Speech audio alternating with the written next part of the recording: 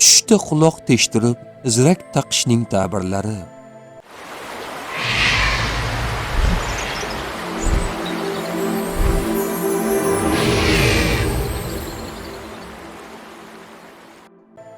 Yangilik va o'zgarishlar, quloq teshtirish va zirak taqish hayotingizda yangi bosqich yoki o'zgarish boshlanishidan darak berishi mumkin.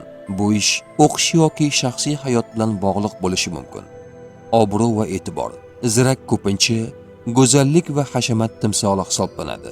Agar tushda chiroyli zirak taqsangiz, bu sizning obro'yingiz oshishini yoki jamiyatda hurmatga sazovor bo'lishingizni bildirishi mumkin. Xushxabar eshitish. Quloq tush ta'birlarida yangilik eshitish bilan bog'liq. Agar tushingizda qulog'ingizni teshtirib, zirak taqqan bo'lsangiz, sizni yaxshi xabar kutayotgan bo'lishi mumkin. Azob yoki sabr. Agar qulog'ingizni teshishda og'riq sezgan bo'lsangiz, bu hayotingizda sabr talab qiladigan biror sinov yoki qiyinchilikka duch kelishingiz mumkinligidan darak beradi. Boylik va farovonlik. Agar zirak qimmatbaho bo'lsa, oltin yoki kumush, bu moddiy jihatdan yaxshilanish yoki boylikka erishish alomati bo'lishi mumkin.